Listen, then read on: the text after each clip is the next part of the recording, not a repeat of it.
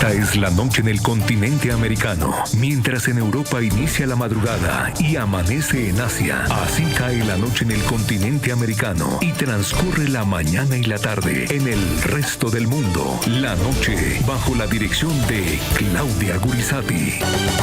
Presentado por Tecnoglass. En IES, Allusions y Tecnoglass, la calidad lo es todo. Con tecnología de vanguardia, rigurosos procesos de manufactura y la mejor mano de obra, transformamos vidrio y fabricamos perfiles, ventanas y fachadas que han conquistado los mercados más exigentes de Colombia y el mundo. IES, Allusions y Tecnoglass, el poder de la calidad.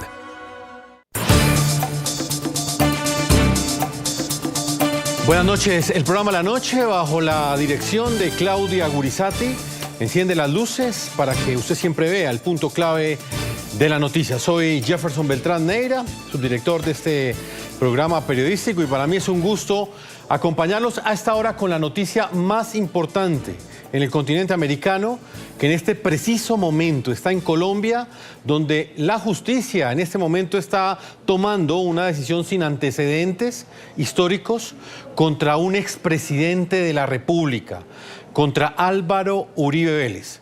Mucha atención que la jueza número 44 penal del circuito con función de conocimiento de Bogotá, Sandra Liliana Heredia, ustedes la están viendo en pantalla en este momento, ha concluido que la Fiscalía logró probar la responsabilidad del exmandatario Álvaro Uribe Vélez en el delito de soborno en actuación penal. En este momento está analizando si esa misma responsabilidad la tiene en fraude procesal. El sentido del fallo condenatorio en primera instancia ha sido leído durante todo el día de hoy por la jueza número 44 penal del circuito con función en conocimiento de Bogotá. Estamos hablando de Sandra Liliana Heredia, durante una diligencia que se ha extendido ya por más de 10 horas y que en este momento aún continúa. Pese a que la Fiscalía General de la Nación pidió en el pasado en 3 ocasiones la preclusión de este proceso, el ente acusador en mayo del año 2024 dio un rotundo giro al caso e imputó al exmandatario por los delitos que en este momento están siendo estudiados por esta jueza y que está a punto de emitir una asistencia, una sentencia judicial. Estos delitos han llamado muchísimo la atención, teniendo en cuenta la valoración que ha hecho la jueza Heredia de lo que tiene que ver específicamente con las pruebas que fueron recolectadas y la forma como esta jueza las ha valorado para emitir un fallo condenatorio contra el expresidente Álvaro Uribe Vélez por el delito de soborno.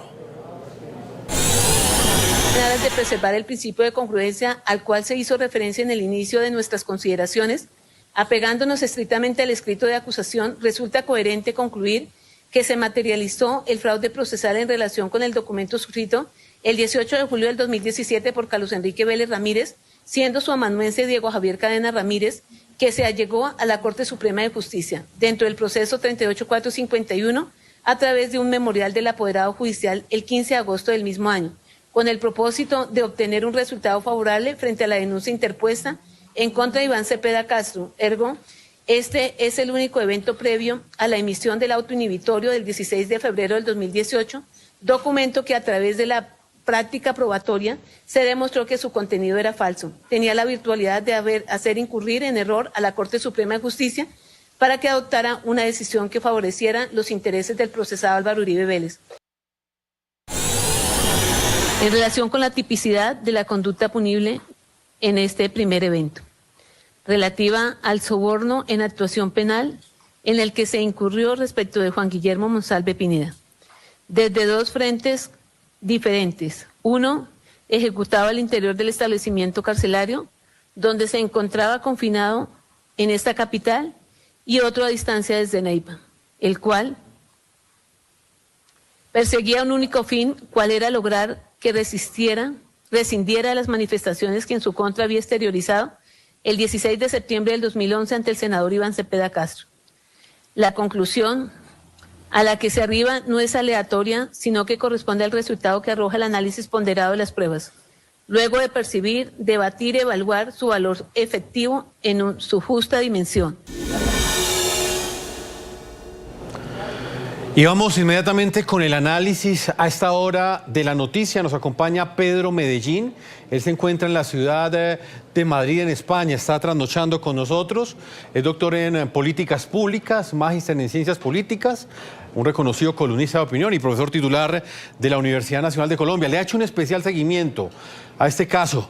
El señor Pedro Medellín, bienvenido al programa La Noche, y quiero conocer una primera impresión sobre lo que hemos visto durante estas últimas ya más de 9 horas y media que completa la jueza Heredia leyendo este sentido del fallo. ¿Usted cómo ha visto esta argumentación jurídica y lo que nos ha dicho hasta ahora la jueza en lo que tiene que ver con esta condena que ha proferido específicamente frente a estos 2 primeros delitos? Bienvenido. Jefferson, buenas noches a usted y a todos los televidentes. Tengo 2 impresiones de partida. La primera impresión es que estamos viendo o estamos asistiendo a la lectura de un fallo judicial de un proceso que no vimos. Yo, por fortuna, creo que el hecho de que haya sido un proceso tan mediatizado, tan atravesado por los medios, con semejante nivel de publicidad, me ha sorprendido que en muchos casos, cuando uno ha visto en las distintas, de los más de 100 y tantos testigos, una y otra vez inconsistencias, faltas de rigor, jugueteos entre la defensa y la fiscalía, señalamientos un poco raros de los abogados a los testigos, de los abogados de la parte que acusaba a Álvaro Uribe, que eran jugueteos como raros, como de los abogados que atacaban a Álvaro Uribe. Y era una cosa como era otro país.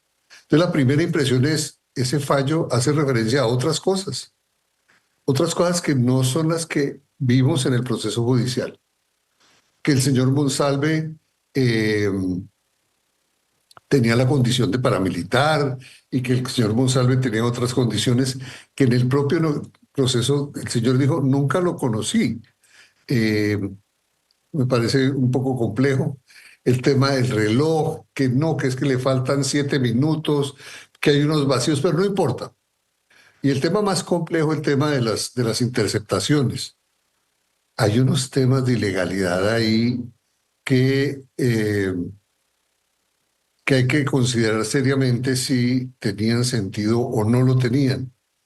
¿Cómo así que expos unas grabaciones que estaban haciendo estaban pinchando unos teléfonos, interceptando unos teléfonos por accidente? Y resulta que eso, que es ilegal, sin autorización judicial, después sí se vuelve, y el argumento que se utiliza es un argumento de dudosa calidad judicial. Entonces, las 2 impresiones que tengo es esa. Una primera, de que son 2 procesos distintos los que estamos viendo. Por lo menos la juez Heredia, todo el día le estuve diciendo Herrera, es Heredia. A la juez Heredia está referenciando un caso y está haciendo referencia a un caso y a un proceso que no es el que yo por lo menos vi. Y en segundo lugar me preocupan algunas inconsistencias, algunos problemas de adentro y violaciones abiertas a los derechos de las personas, a los derechos de los defendidos, que me parece que desbordan la línea de lo permisible. Esas son las 2 impresiones iniciales que tengo, Jefferson. Pues señor Pedro Medellín, permítame, integramos también a Rafael Nieto. Él está en la ciudad de Bogotá, en Colombia. También ha estado siguiendo este proceso, no solamente esta decisión que ha sido anunciada el día de hoy por la jueza Sandra Liliana Heredia. Señor Nieto, ¿cómo ha visto usted esta argumentación jurídica? Bienvenido, por supuesto, al programa La Noche. Agradecerle que esté con nosotros, porque sé que ha tenido mucho trabajo el día de hoy, pero no podíamos dejarlo por fuera de este análisis en un programa donde usted ha estado en tantos programas entregándonos sus análisis sobre lo que estaba pasando en este proceso judicial, que hoy ya tuvo una primera respuesta. La jueza ha concluido que la Fiscalía ha aprobado 2 delitos, específicamente soborno en actuación penal y fraude procesal. ¿Cómo ha visto esta argumentación jurídica, doctor Rafael Nieto? ¿Es consistente lo que ha dicho la jueza? Jefferson, buenas noches para usted, un saludo para Pedro y para todos aquellos que nos están acompañando hoy en la noche. Lo primero que quiero resaltar es que es muy preocupante que la decisión de la jueza se base en vulneración de derechos de la persona que está siendo procesada, en este caso Álvaro Uribe Vélez. Hay una legalización de pruebas que ciertamente son ilegales, como las interceptaciones, las chuzadas que se le hicieron al expresidente. Hay una vulneración de derechos de Álvaro Uribe cuando se interceptan comunicaciones entre su abogado y él. Hay una violación de los derechos de Álvaro Uribe cuando la juez asume una posición que no es imparcial. Y usted preguntará que por qué afirmo tal cosa. Lo digo porque desde la introducción que hizo se veía claramente que había un sesgo, una posición previa de la juez en relación con los hechos que tenía que examinar de manera imparcial. Y no lo hizo.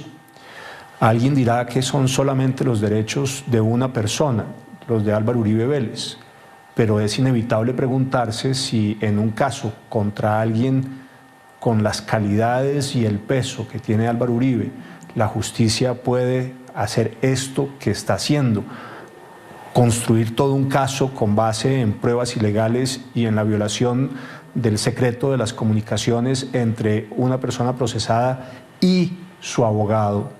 Si le pasa, digo, a Álvaro Uribe, ¿qué puede pasarle a un ciudadano común y corriente? Esa pregunta me parece que nos la estamos haciendo todos hoy. Segundo, creo que el lenguaje usado por la juez a lo largo de todas estas intervenciones es inadecuado. Hace unas calificaciones de tipo subjetivo que no deberían presentarse en su reflexión y que muestran claramente el sesgo. Para hablar del presidente y los testigos del presidente Uribe, usa unas expresiones que son sin duda adjetivos calificativos negativos de entrada y presumiendo, y en cambio cuando habla de los testigos de la Fiscalía, su forma de apreciarlos y la manera en que se refiere a ellos es completamente distinta. Además, hay unas decisiones tomadas contrafácticamente, es decir, contra hechos que se probaron distinto en el proceso. Por ejemplo, la juez habla de que Juan Guillermo Monsalve, que es el testigo estrella en todo este proceso de la Fiscalía, tenía un conocimiento personal, la estoy citando textualmente, de Uribe. Y ocurre que el mismo Juan Guillermo Monsalve en el proceso reconoció que no había conocido personalmente a Álvaro Uribe Vélez y que apenas había estado en 2 reuniones de carácter público con él. Pero para la juez hay un conocimiento personal de Uribe. Por ejemplo, dice la juez que Juan Guillermo Monsalve es paramilitar y hay un testimonio de un investigador de la Fiscalía que dice que ellos le preguntaron, digo la Fiscalía, a los mecanismos de justicia transicional, tanto a los de en su momento jueces de justicia y paz como a la JEP, si Monsalve era paramilitar, y en ambos casos les dijeron que no. Y además le preguntaron desde la Fiscalía a los jueces de ejecución de penas, y ambos casos, en todos los casos, los jueces de ejecución de penas le dijeron que no, que Juan Guillermo Monsalve no era paramilitar, pero la juez dice que es paramilitar. a pesar, repito, de que la evidencia que obra en el expediente es distinto. Cuando habla de Juan Guillermo Monsalve, se refiere como si fuese un pobre corderito que ha sufrido un montón en la vida y que lo han maltratado, pero que es muy valiente, y la expresión que usó es que tiene el valor civil para enfrentarse a Álvaro Uribe, y se le olvida que el señor Juan Guillermo Monsalve ha sido condenado no por paramilitar, pero sí por secuestrador y extorsionista en unos juzgados en Caquetá, y podemos seguir. Digamos, hay un ejercicio en el cual la juez hace unas calificaciones de lo que obra en el proceso que al menos para mí, que estuve pendiente del desarrollo de las audiencias permanentemente, son contrafácticos y contraevidentes. Y finalmente, una consideración adicional que es inevitable presentar es que aquí nos estamos encontrando con una realidad que, si bien no es responsabilidad de la juez, no deja de afectar a todo el sistema de administración de justicia, Jefferson. ¿Cuál?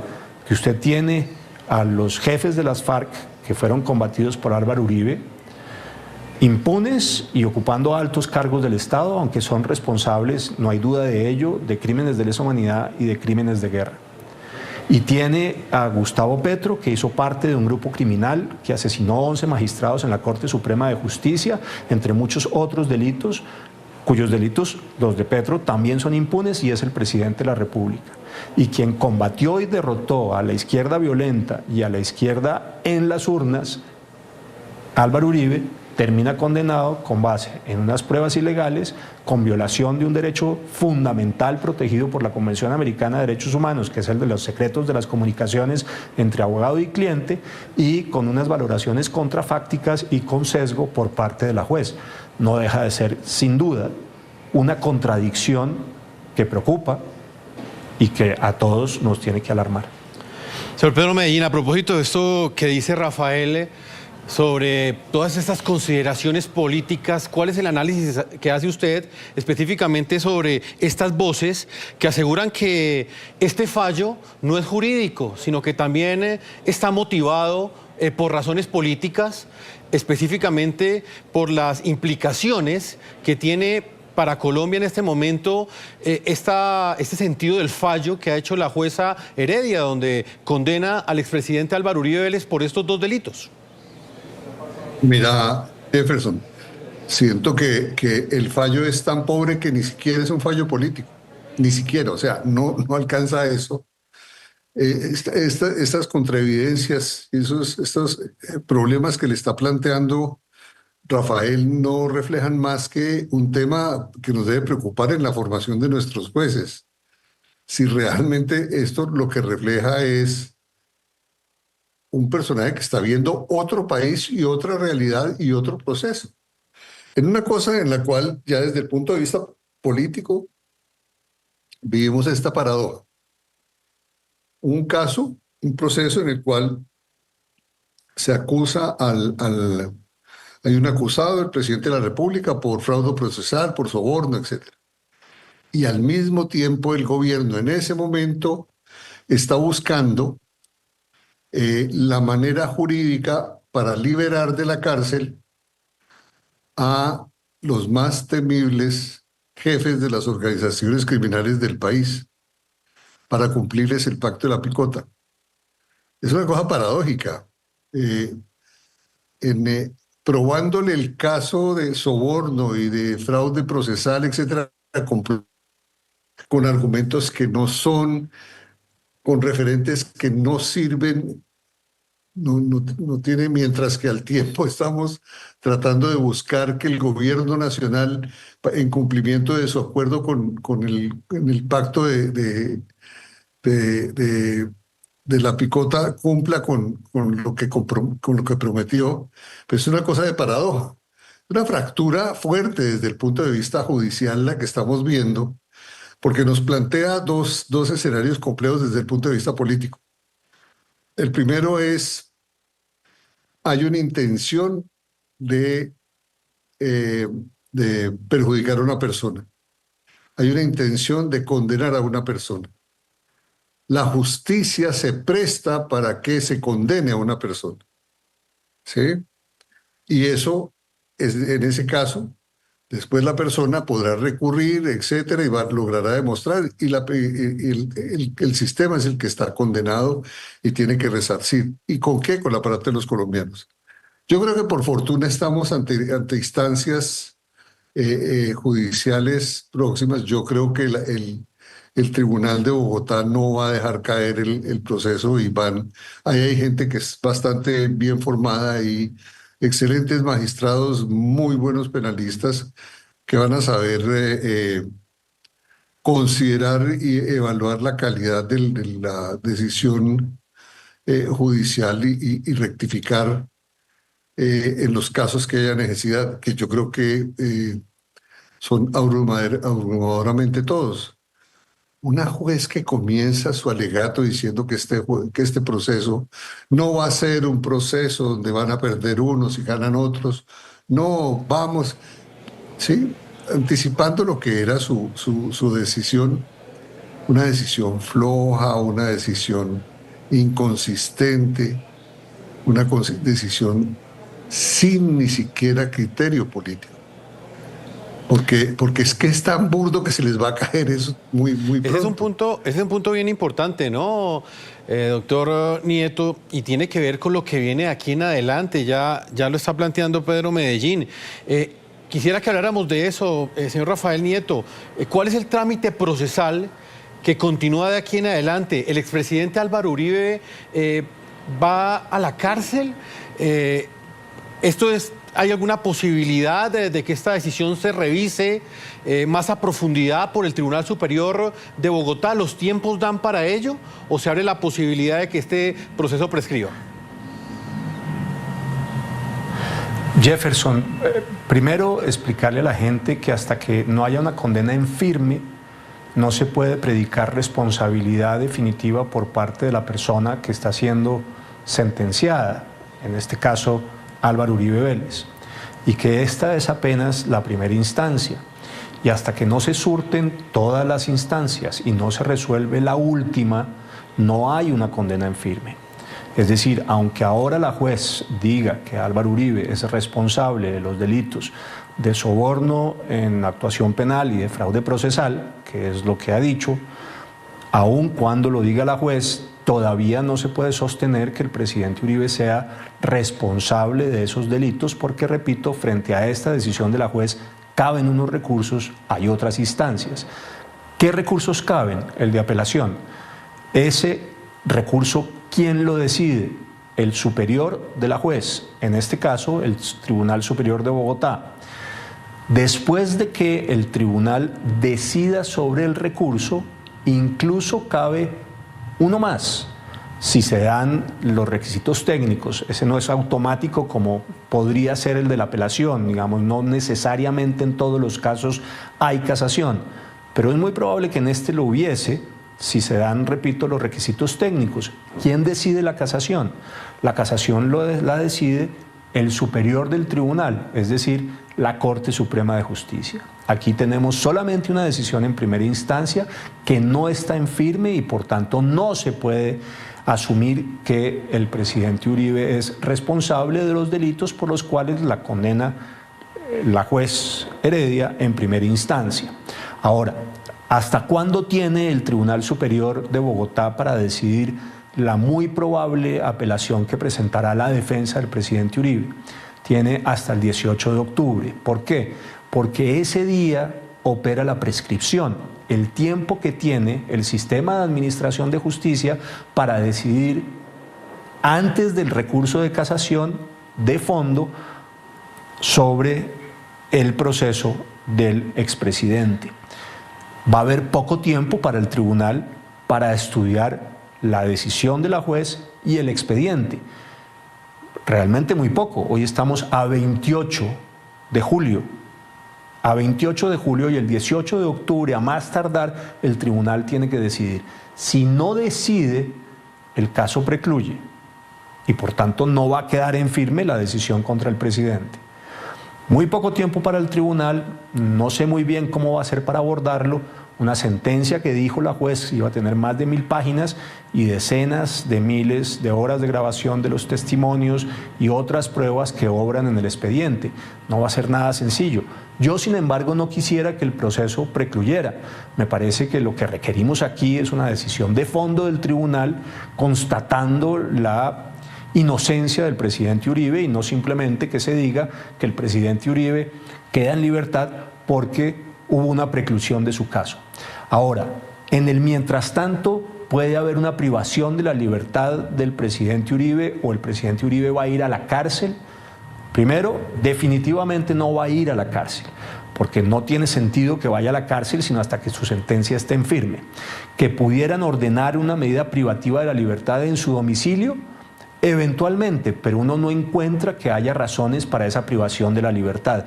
La privación de la libertad es siempre una consecuencia de una sentencia en firme o de que hay una evaluación de que la libertad de esa persona que está siendo procesada puede traer unas consecuencias negativas en el sistema de administración de justicia o unos daños a la sociedad. Ninguna de las dos cosas se da en el caso del presidente Uribe, Jefferson. No hay motivo o razón para la privación de la libertad. De manera que cárcel no va a haber y privación de la libertad no debería haber tampoco, aunque fuera domiciliaria, sino hasta que haya una sentencia en firme, suponiendo que esa sentencia, no lo sabemos, en mi opinión, no debería ser ratificar a la condena que hace en primera instancia la juez Heredia contra el presidente Uribe. Pues señor Nieto, lo que en este momento genera reacciones en diferentes partes de América Latina es precisamente esta decisión que ha tomado Sandra Liliana Heredia, esta jueza que hoy ha expuesto el sentido del fallo. Vamos a conocer estas primeras reacciones que se dan por parte del secretario de Estado de los Estados Unidos. Estamos hablando de Marco Rubio. Ustedes la van a ver en este momento en pantalla. Marco Rubio dice lo siguiente: el único delito del expresidente colombiano Uribe ha sido luchar incansablemente y defender su patria. La instrumentalización del Poder Judicial colombiano por parte de jueces radicales ha sentado un precedente preocupante. Por su parte, la representante de la Cámara del Partido Republicano, muy influyente, muy cercana al presidente Donald Trump, María Elvira Salazar, dice lo siguiente: hoy no se hizo justicia en Colombia. Se consumó una infamia contra Álvaro Uribe, el hombre que rescató al país del terrorismo y enfrentó a las FARC cuando nadie más se atrevía. Lo condenan porque se negó a pactar con criminales, porque es un obstáculo para la izquierda radical que quiere tomar el poder y convertir a Colombia en otra Venezuela. Es el mismo libreto del castrochavismo, persecución política contra todo el que se oponga a sus agendas radicales. Desde Estados Unidos alzamos la voz: Uribe no está solo, los colombianos decentes y amantes de la libertad están con él. Señor Pedro Medellín, ¿esto qué implicaciones tiene, esta decisión que se ha tomado por parte de la justicia en Colombia el día de hoy? Que si bien es cierto, tiene se abren unos nuevos escenarios judiciales en el Tribunal Superior de Bogotá y eventualmente en la Corte Suprema de Justicia, si esto llega a apelarse, pero ya comienza a generar reacciones en el escenario internacional. Específicamente en lo que tiene que ver en las relaciones diplomáticas con Estados Unidos, ¿esto qué impacto puede tener? No, va a tener un impacto, por supuesto, negativo. El gobierno del presidente Trump es un gobierno muy cercano, de amistad cercana, de convicción cercana a presidente Uribe. Recordemos que Marco Rubio, su secretario de Estado, es uno de los más reconocidos uribistas que hay en los Estados Unidos. Y va a afectar sin duda, pero es un tema que en la actual coyuntura va a tener otro tipo de alcance. Sí podría ser interesante considerar cuál es, y quisiera preguntarle a Rafael, el tema de la Comisión Interamericana, si hay lugar, si cabe, dado que hay una evidente violación de unos derechos, si es en el plano internacional.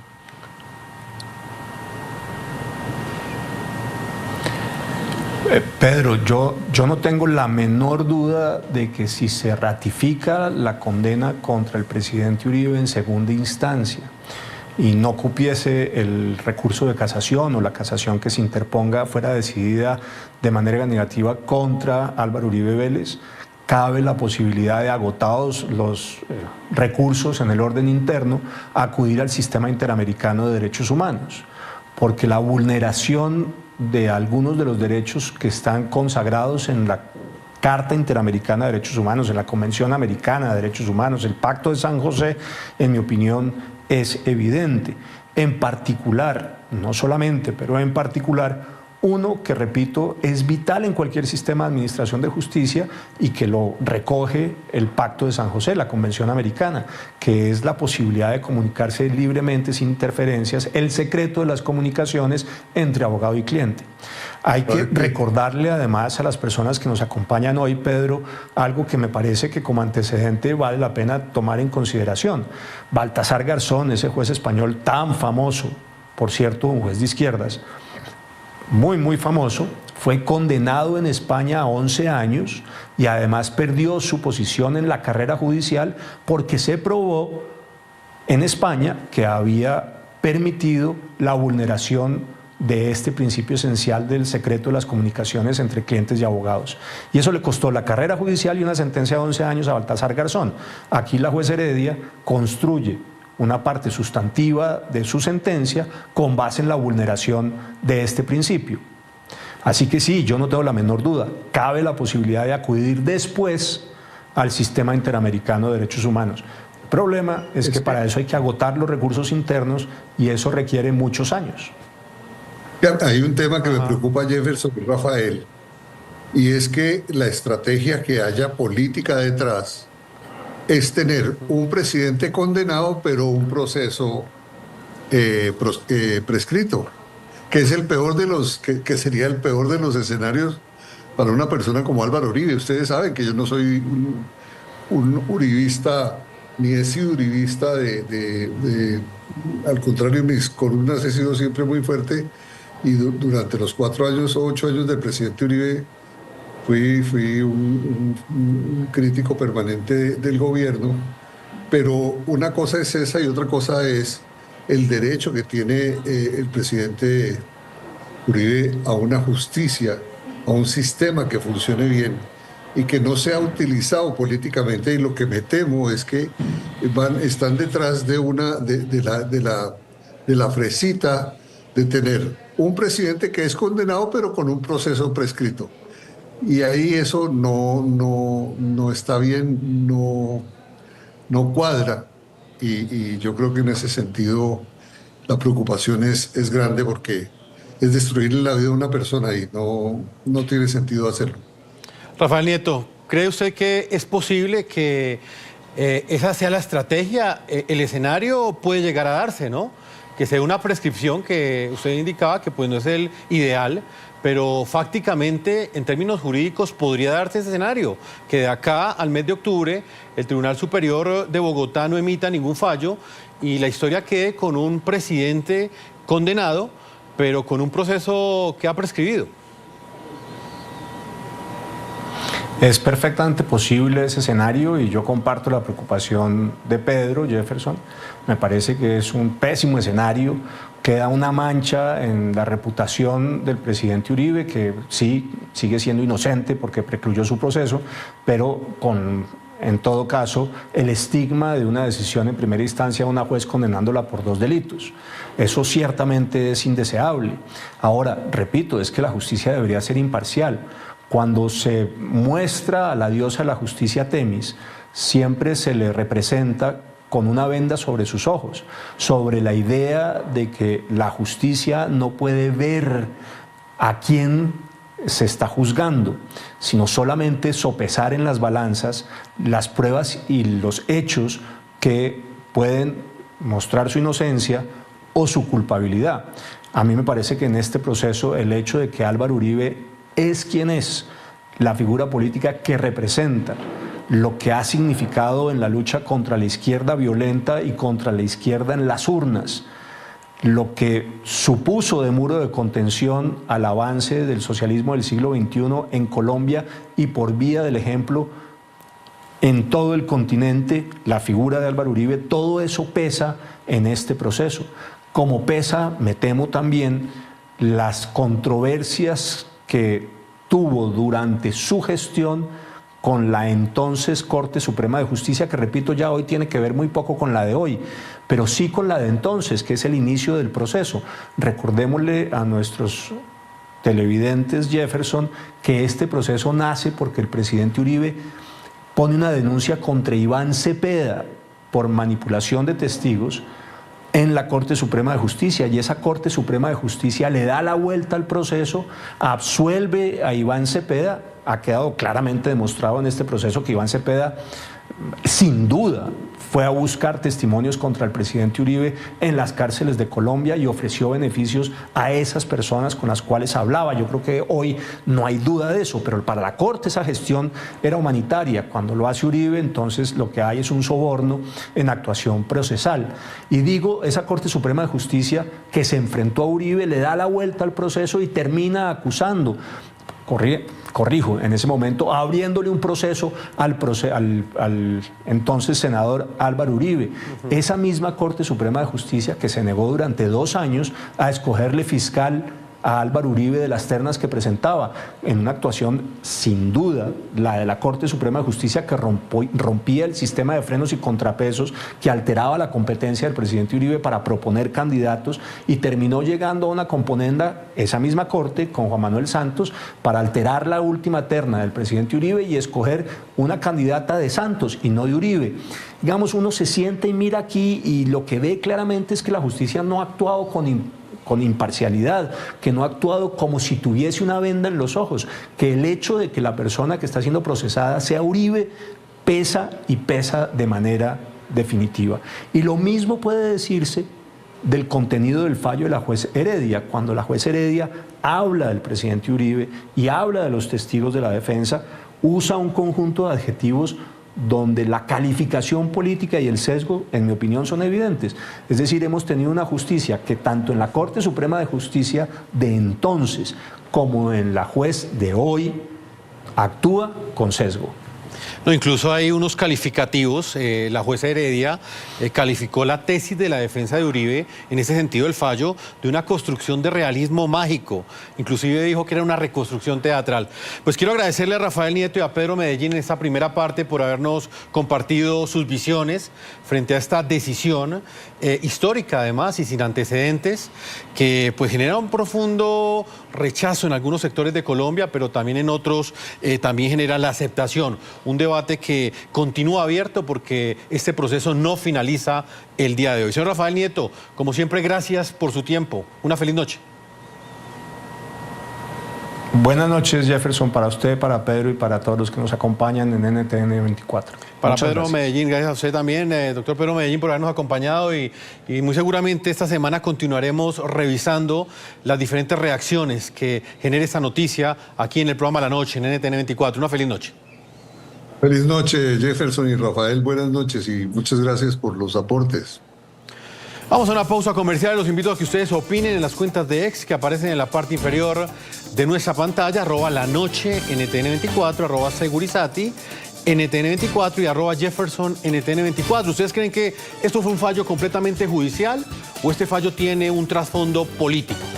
De eso estaremos hablando cuando regresemos con la senadora del Partido Centro Democrático, con Paloma Valencia, una de las legisladoras más cercanas al expresidente Álvaro Uribe Vélez y también una de las mayores conocedoras de este proceso judicial. Con ella también estaremos analizando lo que viene de aquí en adelante y las implicaciones que en términos internacionales tiene esta decisión que ha tomado hoy la justicia en Colombia. Ya regresamos.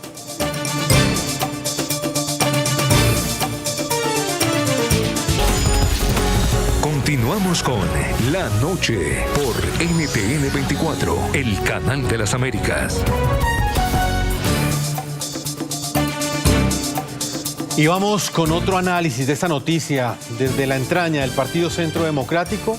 Una de sus principales líderes y senadoras está Paloma Valencia con nosotros. Senadora, bienvenida al programa La Noche y quiero conocer su reacción y también su análisis sobre esta decisión que ha tomado la jueza Heredia. Ella, dentro de este proceso, o por lo menos dentro de la lectura del fallo, ha asegurado que la defensa del expresidente Álvaro Uribe Vélez hizo una construcción de realismo mágico. Con esas palabras definió la defensa del expresidente y que todo fue una reconstrucción teatral. ¿Usted cree que estas palabras reflejan un sesgo judicial ¿O este sentido del fallo realmente está basado en hechos fácticos? Bienvenida. Muchísimas gracias, Jefferson. Un saludo especial para ti y para todos los ciudadanos que nos están viendo en estos dificilísimos momentos. Lo primero que hay que decir es que esto no es un fallo, esto es una venganza, esto no es una sentencia, es un ataque y esto no es justicia. Esta es precisamente la expresión del miedo que le tiene la izquierda radical de este país a Álvaro Uribe Vélez, que han tratado por todos los medios de impedir que ejerza el liderazgo que hoy él tiene. Cuando usted oye a la jueza hablando, y con todo respeto que se merece, yo creo que es evidente que aquí ella desconoció la presunción de inocencia.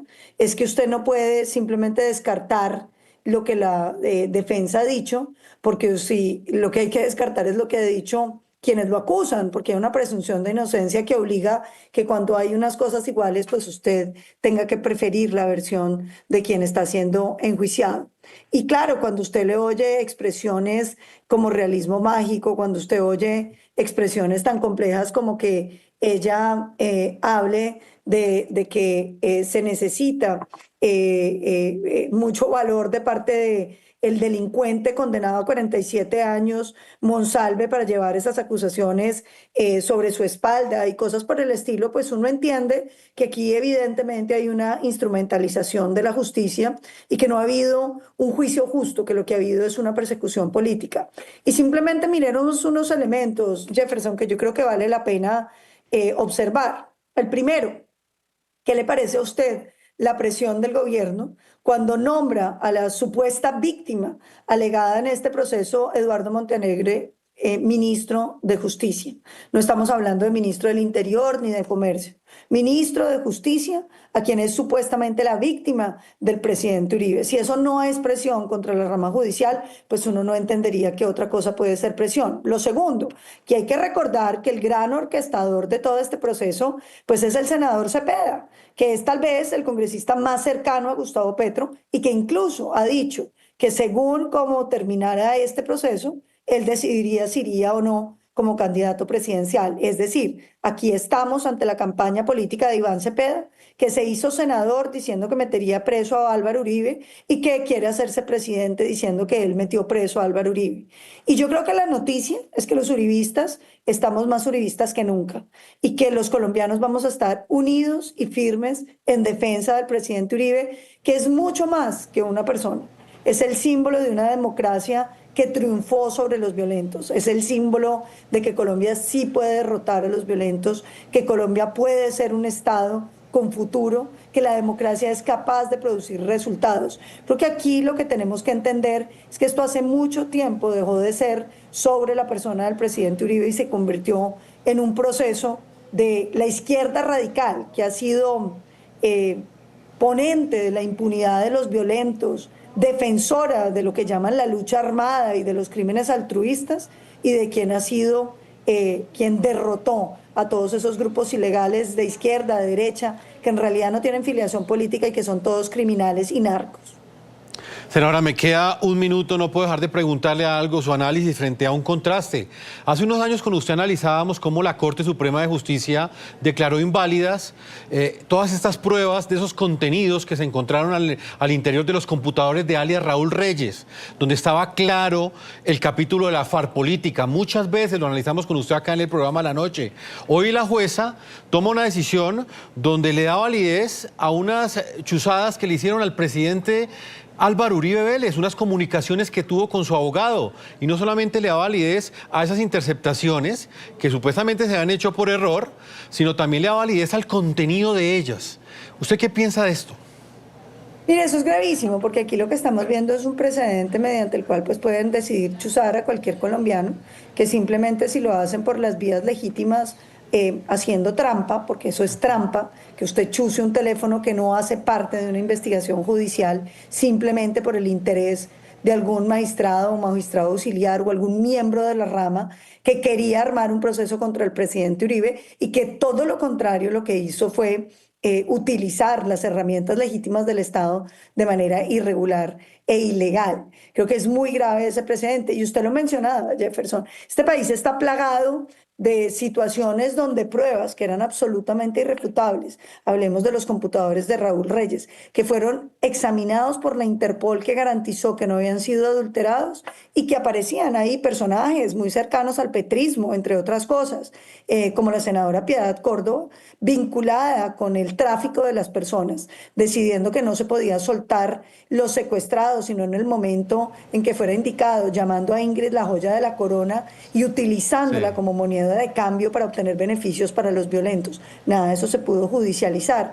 Como no se ha podido judicializar en Colombia toda la FARC política, que decidieron eliminarla de tajo en todos los acuerdos de La Habana para que todos esos alcaldes, gobernadores, políticos, senadores que han tenido vínculos con los violentos tuvieran que responder por ellos.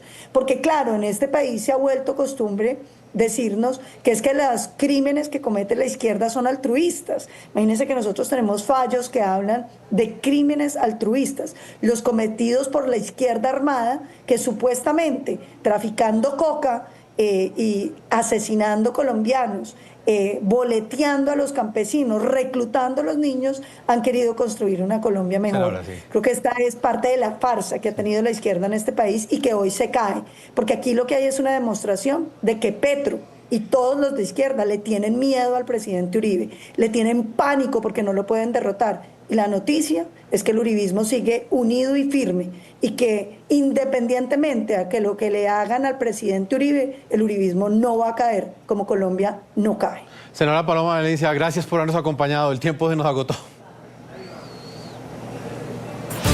Gracias, Jefferson. A una pausa comerciales y ya regresamos a la parte final de este programa de la noche. Continuamos con La Noche por NTN 24, el canal de las Américas. Lastimosamente el tiempo se nos ha agotado. No olviden que la noche siempre seguirá encendiendo las luces para que usted vea el punto clave de la noticia. Una feliz noche para todos ustedes.